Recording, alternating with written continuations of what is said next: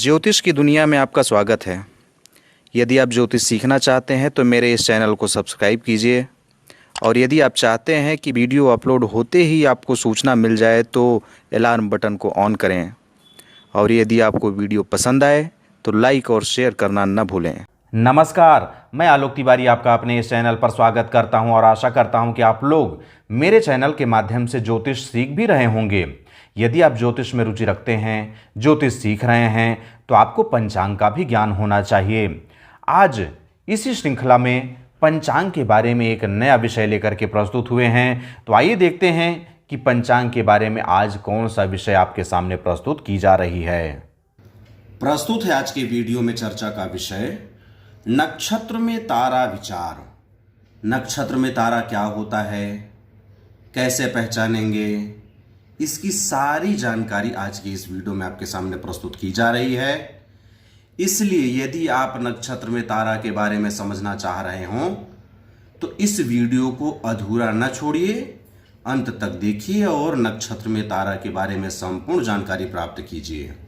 लेकिन इस वीडियो में आगे बढ़ने से पहले आपको एक सूचना देना चाहते हैं कि हमारा एक चैनल और भी है जिसका नाम है हिंदू तीर्थ स्थल। उस चैनल पर हिंदू, जैन, बौद्ध एवं सिख समुदाय के संपूर्ण तीर्थ स्थलों की जानकारी प्रस्तुत की जा रही है। यदि आप उन तीर्थ स्थलों की जानकारी निरंतर प्राप्त करना चाहते हैं तो उस चैनल को भी सब्सक्राइब कर लीजिए। उस चैनल का लिंक इस वीडियो के डिस्क्रिप्शन बॉक्स पर उपलब्ध है। आइए इस वीडियो को अब प्रारंभ करते हैं। कृष्ण पक्ष में तारा बल तथा शुक्ल पक्ष में चंद्र बल ग्रहण करना चाहिए। देखिए, कृष्ण पक्ष में चंद्रमा छेड़ होते हैं, शुक्ल पक्ष में चंद्रमा बली होते हैं, इसलिए शुक्ल पक्ष में चंद्र बल ग्रहण करना चाहिए। और कृष्ण पक्ष में चंद्रमा छेड़ होते हैं, बलवान नहीं होते हैं, इसलिए कृष्ण पक्ष में तारा बल को महत्वपूर्ण माना गया है। कृष्ण पक्ष में तारा बल को ही ग्रहण करना चाहिए। कृष्ण पक्ष में चंद्रमा का बल देखना निरर्थक है। कृष्ण पक्ष में तारा बल देखना ही उचित रहता है। क्यों? क्योंकि कृष्ण पक्ष में चंद्रमा छेड़ हो जाते हैं। यही कारण है कि कृष्ण पक्ष में चंद्रमा का बल देखना निरर्थक होता है, क्योंकि वे बली होते ही नहीं हैं, छेड़ हो चुके होते हैं। इसलिए कृष्ण पक्ष में सदैव तारा बल देखना ही उचित रहता है। लेकिन तारा बल क्या है? हम यहां पर कृष्ण पक्ष में तारा बल लेने की बात तो कर रहे हैं कि कृष्ण पक्ष में चंद्र बल मत देखिए, सिर्फ तारा बल देखिए। लेकिन तारा बल क्या है? चंद्रमा से तो आप भली भांति परिचित हैं, चंद्रमा आपको दिखाई भी दे रहा है, तारे भी दिखाई देते हैं, लेकिन तारा के बल के बारे में कोई सोचता नहीं है। चंद्रमा के बल के बारे में अवश्य सोचते हैं। नक्षत्रों की विशेष गणना के आधार पर तारा बल प्राप्त किया जाता है। तारा बल से नक्षत्र बल की जानकारी प्राप्त होती है। देखिए क्या कह रहे हैं, नक्षत्रों की कुछ विशेष गणनाएं करनी होती हैं जिसके आधार पर तारा बल प्राप्त किया जाता है, और तारा बल से नक्षत्र बल की जानकारी प्राप्त होती है। तारा कितना बलवान है, उसी के आधार पर नक्षत्र के बल की भी जानकारी प्राप्त होती है। तारा चक्र प्रणाली में 27 नक्षत्र 9 श्रेणियों में विभाजित हैं। जब हम तारा चक्र प्रणाली को समझने का प्रयास करते हैं तो 27 नक्षत्र, यह तो सबको पता है, आपको भी पता है कि नक्षत्र 27 होते हैं। 27 नक्षत्रों को 9 श्रेणियों में विभाजित कर दिया गया है। 9 श्रेणी में विभाजित होने का मतलब है कि 3-3 नक्षत्र एक एक श्रेणी में आ गए। जब 27 नक्षत्र को 9 श्रेणियों में बांटा गया तो 9 तिया 27, एक एक श्रेणी में 3-3 नक्षत्र बने। तारा चक्र में 9 श्रेणी का मतलब होता है कि 9 तारा विभाजित हुए। उन 9 ताराओं का नाम क्या है, आइए देखते हैं। पहला जन्म नक्षत्र या जन्म तारा, दूसरा संपत तारा, तीसरा विपत तारा, चौथा क्षेम तारा, पांचवा प्रत्यरि तारा, छठवां साधक तारा, सातवां वध तारा, आठवां मित्र तारा और 9वां अति मित्र तारा। 27 नक्षत्र को 9 श्रेणियों में विभाजित करके 9 प्रकार के तारा निर्धारित किए गए। जिनके ये नाम हैं। तारा का निर्धारण कैसे किया जाता है? तारा का निर्धारण महत्वपूर्ण चीज है कि कैसे तारा का निर्धारण होगा, किन किन 3 नक्षत्रों से एक एक श्रेणियां अर्थात एक एक तारे बने हैं। जातक के जन्म के समय चंद्रमा जिस नक्षत्र में होता है उसे प्रारंभिक बिंदु के रूप में लिया जाता है, वहीं से गणना प्रारंभ होती है और इसे ही जन्म नक्षत्र अथवा जन्म तारा कहा जाता है। यह बात आप समझ गए कि जातक के जन्म के समय चंद्रमा जिस नक्षत्र में होता है अर्थात जिस नक्षत्र में जातक का जन्म हुआ रहता है, भाई सीधी सी बात, चंद्रमा जिस नक्षत्र में होता है वही नक्षत्र जातक के जन्म का नक्षत्र माना जाता है। तो जिस नक्षत्र में जातक का जन्म हुआ है उसे ही जन्म नक्षत्र और उसी नक्षत्र को जन्म तारा के नाम से जाना जाता है। वैदिक ज्योतिष 27 नक्षत्रों को 9 ताराओं में विभाजित करता है, जिसकी गणना जातक के जन्म नक्षत्र के आधार पर इस तरह से की जाती है जिसे हम समझने वाले हैं। जातक के जन्म नक्षत्र को पहला तारा माना जाता है और इसे जन्म तारा कहा जाता है। जातक का जन्म जिस नक्षत्र में हुआ है उस नक्षत्र को ही पहला तारा मान लिया जाता है और उसे ही जन्म तारा कहा जाता है। जातक के जन्म नक्षत्र से दूसरे नक्षत्र को संपत तारा, जन्म नक्षत्र से तीसरे नक्षत्र को विपत तारा, जन्म नक्षत्र से चौथे नक्षत्र को क्षेम तारा, जन्म नक्षत्र से 5वें नक्षत्र को प्रत्यरि तारा, जन्म नक्षत्र से 6वें नक्षत्र को साधक तारा, जन्म नक्षत्र से 7वें नक्षत्र को वध तारा, जन्म नक्षत्र से 8वें नक्षत्र को मित्र तारा तथा जन्म नक्षत्र से 9वें नक्षत्र को अति मित्र तारा कहा जाता है। देखिए, जहाँ पर जन्म हुआ वह पहला तारा माना गया और जन्म तारा से प्रारंभ हुआ। फिर एक एक आगे बढ़ते जाइए तो जन्म तारा के बाद अगला संपत तारा, उसके बाद का अगला विपत तारा। अगला मतलब क्या हुआ, जन्म नक्षत्र पहला मान लिए, फिर उसके बाद का दूसरा नक्षत्र संपत तारा, उसके बाद का तीसरा नक्षत्र विपत तारा, उसके बाद का चौथा नक्षत्र क्षेम तारा, उसके बाद का 5वां नक्षत्र प्रत्यरि तारा, उसके बाद का 6वां नक्षत्र साधक तारा, उसके बाद का 7वां नक्षत्र वध तारा, उसके बाद का 8वां नक्षत्र मित्र तारा और उसके बाद का 9वां नक्षत्र अति मित्र तारा होता है। और उसके बाद 10वां फिर से रिपीट हो जाता है, 10वां जन्म नक्षत्र, 11वां संपत तारा, 12वां विपत तारा, इस तरह से वह आगे बढ़ता जाता है। देखिए, इस बात को समझाने के लिए हम एक चार्ट लेकर के आ गए हैं।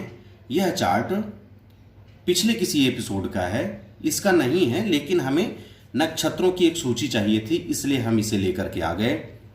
अब आप देखिए 1 से 9 तक, 10 से 18 तक, 19 से 27 तक 9 की एक श्रेणी बनी। पहली श्रेणी, दूसरी, तीसरी, चौथी, 5वीं, 6वीं, 7वीं, 8वीं और 9वीं, एक एक श्रेणी में 3-3 नक्षत्र। अब यहाँ पर क्या हो रहा है कि पहला नक्षत्र जन्म तारा कहलाएगा, दूसरा संपत तारा और 9वां अति मित्र तारा। अब यहाँ पर अश्विनी से लेकर के अश्लेखा तक 1 से लेकर के 9 तक है, तो यह आवश्यक नहीं है कि हर बार आपका जन्म अश्विनी नक्षत्र में ही हो। हम मान लेते हैं कि चलिए स्वाति नक्षत्र में किसी का जन्म हो गया, तो स्वाति नक्षत्र पहला नक्षत्र कहलाया क्योंकि इसी नक्षत्र में जन्म हुआ। तो स्वाति नक्षत्र क्या हो गया, जन्म तारा कहला गया। इसके बाद विशाखा संपत, फिर अनुराधा विपत, फिर ज्येष्ठा क्षेम, उसके बाद मूल प्रत्यरी, पूर्वाषाढ़ा साधक, उत्तराषाढ़ा वध, श्रवण मित्र और धनिष्ठा अति मित्र। देखिए, स्वाति से गिनते जाइए तो 1 2 3 4 5 6 7 8 और 9 स्वाति से चालू हुआ और धनिष्ठा पर जाकर के 9 समाप्त हुआ। अब यह 9 समाप्त हो गया तो आगे के नक्षत्र क्या होंगे भैया? फिर से यह 1 नंबर से चालू हो जाएगा, और यह 1 नंबर से चालू हो जाएगा तो यहाँ से 1 2 3 4, अब 4 के बाद बोलेंगे ख़त्म हो गया, नहीं ख़त्म नहीं हुआ, 5 6 7 8 9 यहाँ पर जा कर के समाप्त हुआ। यहाँ पर जन्म तारा, यहाँ पर अति मित्र तारा। देखिए पहला है जन्म तारा, आखिरी है अति मित्र तारा। जब यहाँ पर जाके समाप्त हो गया फिर आगे का गिनिए, ये जब समाप्त हो गया तो उसके बाद फिर से चालू हो जाएगा 1 नंबर से, 1 2 3 4 5 6 7 8 9। देखिए आर्द्रा से चालू हुआ और चित्रा पर समाप्त हो गया, स्वाति से चालू ही हुआ था। तो यह 3 नक्षत्रों का 9 श्रेणी तैयार हो गया। इसे आप कहीं से भी गिन सकते हैं। कृतिका में जन्म हुआ तो यहीं से गिनिए जहाँ पर 9 समाप्त हो, उसके बाद 10वां गिनना चालू कर दीजिए। यहाँ पर जो ख़त्म हो उसको फिर से यहाँ से गिनना चालू कर दीजिए। अब मैं समझता हूँ कि यह बात आपको समझ में आ गई होगी कि तारा का निर्धारण कैसे किया जाता है। विपत, प्रत्यरि और वध नक्षत्र अथवा तारा जीवन में कठिनाइयाँ उत्पन्न करते हैं, जो कि जन्म नक्षत्र से 3, 5वें और 7वें स्थान पर होते हैं। वध तारा अत्यधिक घातक होता है। अधिकतर मृत्यु वध तारा में ही होती है। इस अवधि में कई लोगों को बड़ी स्वास्थ्य समस्याएं भी आती हैं। जो ग्रह विपत्ति, प्रत्यरि और वध नक्षत्र या तारा में उपस्थित होते हैं वे ग्रह अशुभ फलदायक होते हैं। अब आप देखिए कि विपत, प्रत्यरि और वध तारा जीवन में कठिनाइयां उत्पन्न करते हैं, और ये कहाँ पर होते हैं? जन्म नक्षत्र से 3, विपत 3 होता है, प्रत्यरि 5वें होता है और वध 7वें स्थान पर होता है। वध तारा नाम से ही पता चल रहा है वध कर देगा, हत्या कर देगा, मार देगा। वध तारा अत्यधिक घातक होता है और अधिकतर मृत्यु वध तारा में ही होती है। आप जब देखेंगे कि जन्म नक्षत्र से जो भी नक्षत्र 7वीं श्रेणी में आ रहा है, अधिकांश लोगों की मृत्यु उसी नक्षत्र में होती है। यदि ऐसी स्थिति नहीं भी बनी तो इस अवधि में लोगों को बड़ी स्वास्थ्य समस्याएं आती हैं। दूसरी बात, जो ग्रह विपत, प्रत्यरि और वध नक्षत्र या वध तारा में उपस्थित होते हैं वे ग्रह अशुभ फलदायक होते हैं। इस बात को अच्छे से समझने के लिए हम पुनः इस चार्ट पर आते हैं और हम थोड़ी देर के लिए मान लेते हैं कि जन्म कृतिका नक्षत्र में हो गया। कृतिका नक्षत्र में जब जन्म हुआ तो यहाँ पर क्या कहा गया? विपत 3 है, प्रत्यरि 5वां है और वध 7वां है। तो कृतिका में किसी का जन्म हो गया तो 1 2 3 मृगशिरा जो हुआ 3 हुआ, 4 5 5वां पुनर्वसु हुआ, 6 7 अश्लेखा 7वां हुआ। तो ये कैसे हुए? विपत्ति, प्रत्यरि और वध, ये 3 नक्षत्र सबसे घातक हो गए। और कृतिका में जन्म लेने वाले जातक की कुंडली में जो भी ग्रह मृगशिरा, पुनर्वसु अथवा अश्लेखा नक्षत्र में बैठे होंगे वे भी अशुभ फलदायक होंगे, खराब परिणाम देंगे, जीवन में तरह तरह की बाधाएं उत्पन्न करेंगे। प्रत्येक तारा का फल, 9 ताराओं का अलग अलग फल हम जान लेते हैं। सबसे पहले तो यह समझ लीजिए कि इनका परिणाम कब प्राप्त होता है। चंद्रमा गोचर के समय जिस नक्षत्र में पहुंचता है उस समय उस नक्षत्र से संबंधित परिणाम दिखाई देने लगते हैं। इसके अलावा जो ग्रह जिस नक्षत्र में होते हैं उन ग्रहों की दशाओं में भी संबंधित नक्षत्र अथवा तारा का परिणाम दिखाई देने लगता है। चंद्रमा गोचर करते करते एक एक नक्षत्र आगे बढ़ता जाता है और जहां पर भी जिस भी नक्षत्र में चंद्रमा पहुंचा होता है उस कालखंड में उस नक्षत्र से संबंधित जो भी परिणाम है वे एक्टिवेट होने लगते हैं और नक्षत्र से ही तारा का निर्धारण हुआ है। अब यह देखना होता है कि जिस नक्षत्र में चंद्रमा पहुंचे हैं वह हमारे जीवन के लिए शुभ है या अशुभ है, विपद प्रत्ययी वध में है अथवा शुभ फलदायक तारा में है। इसके अलावा जो ग्रह जिस नक्षत्र में होते हैं उन ग्रहों की दशाओं में भी संबंधित नक्षत्र या तारा का परिणाम देखने को मिलता है। मान लीजिए कोई ग्रह है, हम उदाहरण के तौर पर बुध देव को ही ले लें। बुध देव ऐसे नक्षत्र में बैठे हैं जो कि प्रत्ययी के अंतर्गत आ गए, तो जब जब बुध की दशा आएगी, महादशा हो, अंतरदशा हो या कोई सी भी दशा हो, 5 में से कोई सी भी दशा हो, बुध की दशा जब भी आएगी तो प्रत्ययी का गुण प्रलक्षित होने लगेगा। आइए अब सभी 9 तारा का गुण देख लेते हैं, उनका स्वभाव देख लेते हैं, उनका परिणाम देख लेते हैं। जन्म तारा। जन्म तारा जन्म नक्षत्र से पहला, 10वां एवं 19वां नक्षत्र जन्म तारा होता है। जन्म नक्षत्र से पहला मतलब जिस नक्षत्र में जन्म हुआ वही नक्षत्र, फिर 10वां नक्षत्र और 19वां नक्षत्र, जहां पर भी आपका जन्म हो गया है, जिस भी नक्षत्र में हुआ है वहीं से आगे गिनते जाइए।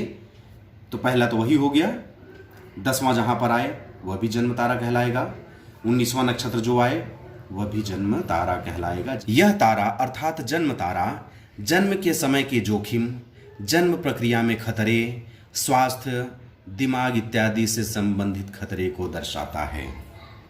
जिस समय जन्म हो रहा हो सबसे पहले देखिए कौन सा नक्षत्र चल रहा है, नक्षत्र की स्थिति क्या है। यदि शुभ नक्षत्र है तो जन्म के समय जोखिम कम आएगा, जन्म की प्रक्रिया में जो खतरे हैं वे कम आएंगे, स्वास्थ्य, दिमाग से संबंधित जो भी उतार चढ़ाव है, यदि शुभ नक्षत्र में जन्म हो रहा है तो शुभ होगा। यदि वहाँ पर नक्षत्र स्वाभाविक रूप से ही गड़बड़ है तब तो फिर पूछना ही क्या। यह जातक के प्रारब्ध के अनुसार फल देता है। जातक के प्रारब्ध के अनुसार फल देता है मतलब आपके पूर्व कई जन्मों का परिणाम भी वह इस जन्म में भोगने के लिए आपको छोड़ देता है। साथ ही साथ इस जन्म में आप क्या क्या कर रहे हैं, पुण्य कर्म कर रहे हैं कि पाप कर्म कर रहे हैं, जो भी कर्म आप कर रहे हैं उस कर्म के अनुसार ही पहला, 10वां और 19वां नक्षत्र आपको परिणाम देने वाला होता है। संपत तारा। संपत तारा जन्म नक्षत्र से दूसरा, 11वां और 20वां नक्षत्र होता है जिसे संपत तारा कहा जाता है। आपका जन्म जिस भी नक्षत्र में हुआ है वहां से गिनना चालू करिए, दूसरा, 11वां और 20वां नक्षत्र जो आएगा वही संपत तारा होगा। यह तारा अर्थात संपत तारा जातक के जीवन में धन, समृद्धि और सफलता प्रदान करता है, धन, समृद्धि और सफलता से परिपूर्ण कर देता है। विपत तारा जन्म नक्षत्र से तीसरा, 12वां एवं 21वां नक्षत्र विपत तारा होता है। जहां भी आपका जन्म हुआ है, जिस भी नक्षत्र में आपका जन्म हुआ है वहां से गिनना प्रारंभ कर दीजिए। तीसरे नंबर पर आने वाला नक्षत्र, 12वें नंबर पर आने वाला नक्षत्र और 21वें नंबर पर आने वाला नक्षत्र ही विपत तारा कहलाता है। रोग, शोक, खतरे, आपदाएं, दुर्घटनाएं एवं दुर्भाग्य को दर्शाता है। विपत तारा के बारे में यहाँ पर भी बताया गया था कि यह जीवन में कठिनाइयाँ उत्पन्न करता है। जब जीवन में कठिनाइयाँ उत्पन्न करता है तो भाई कैसी कैसी कठिनाइयाँ उत्पन्न करेगा, रोग लाएगा, शोक लाएगा। शोक लाना मतलब कहीं ना कहीं से आप दुखी हो रहे हैं। दुखी कब होते हैं? जब कोई आफत वाला समय आ जाता है तब दुखी होते हैं। खतरा, आपदाएं, दुर्घटनाएं एवं दुर्भाग्य, ये सब तो जीवन की कठिनाइयाँ ही हैं भैया। तो विपत तारा जब भी अपने कालखंड पर अग्रसित होता है तो इस तरह की समस्याएं जीवन पर देखने को मिल जाती हैं। क्षेम तारा जन्म नक्षत्र से चौथा, 13वां, 22वां नक्षत्र क्षेम तारा होता है। आपका जन्म जिस भी नक्षत्र में हुआ है वहाँ से गिनना प्रारंभ कर दीजिए। चौथा नक्षत्र जो आएगा वह क्षेम तारा होगा, 13वां नक्षत्र जो आएगा वह भी क्षेम तारा होगा, 22वां नक्षत्र जो आएगा वह भी क्षेम तारा ही होगा।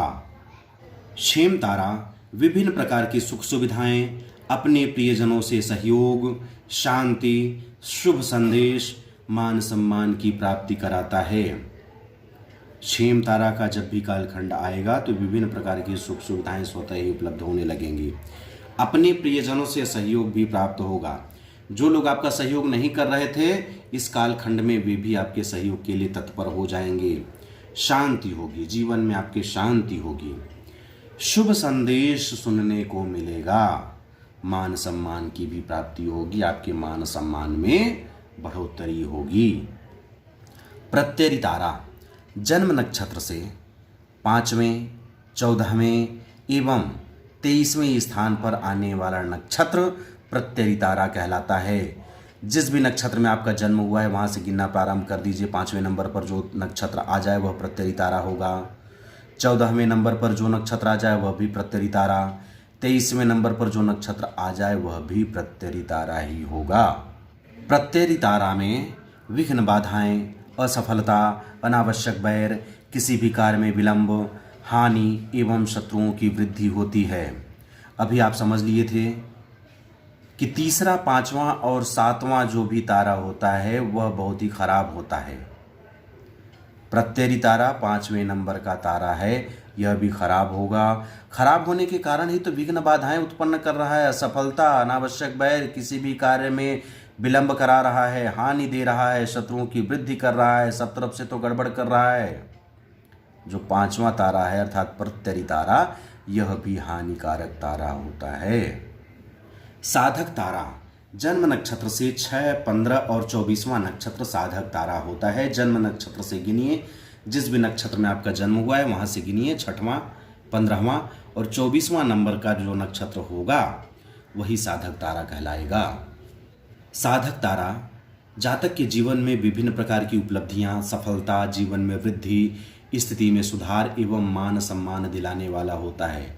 नाम से ही ज्ञात हो रहा है साधक, साधना, साध लेना। जब साधक तारा नाम से ही बता रहा है कि वह साधक है, साधना करने वाला है, साध लेने वाला है, तो विभिन्न प्रकार की उपलब्धियां प्राप्त होंगी ही, सफलता प्राप्त होगा ही, जीवन में वृद्धि आएगी ही, स्थिति में सुधार होगा। जो आपकी पुरानी स्थिति थी, पता चला कि आप बड़े खराब स्थिति से गुजर रहे हैं, उस स्थिति में सुधार होने लगेगा एवं मान सम्मान में वृद्धि होने लगेगी। वध तारा जन्म नक्षत्र से 7, 16 एवं 25वां नक्षत्र वध तारा होता है। तीसरा, 5वां और 7वां, यह 7वां आ गया वध तारा। नाम से ही पता चल रहा है कि कुछ न कुछ अनर्थ करने वाला है। वध तारा अपयश, असफलता, कष्ट, जीवन पर संकट, मृत्यु अथवा मृत्यु तुल्य कष्ट, गंभीर बीमारियों, आपदाओं और दुर्भाग्य का खतरा लेकर आता है। 7वें नंबर का है, वध तारा कहलाता है। सभी तारों में से सबसे ज़्यादा खतरनाक यही होता है। जब खतरनाक होता है तो आपको शुभ फल कैसे दे सकता है? शुभ फल नहीं देगा तो क्या करेगा? अपयश लाएगा, असफलता देगा, कष्ट लाएगा, जीवन पर कोई न कोई संकट लेकर खड़ा हो जाएगा, मृत्यु अथवा मृत्यु तुल्य कष्ट लेकर के आ जाएगा, गंभीर बीमारी लेकर के आ जाएगा, कोई न कोई आपदा आपके सामने खड़ा कर देगा, दुर्भाग्य का खतरा आपके जीवन पर मंडराने लगेगा, आपका भाग्योदय नहीं होने देगा।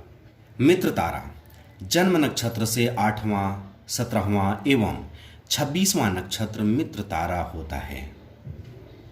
आप अपने जन्म नक्षत्र से गिनना प्रारंभ कर दीजिए। जो नक्षत्र 8वें नंबर पर आएगा, 17वें नंबर पर आएगा अथवा 26वें नंबर पर आएगा वही मित्र तारा कहलाएगा। मित्र तारा मित्रों से भरपूर सहयोग दिलाएगा, समर्थन दिलाएगा, खुशी दिलाएगा, स्वतंत्रता दिलाएगा, धन, मान, सम्मान और सुख की प्राप्ति कराने वाला होता है।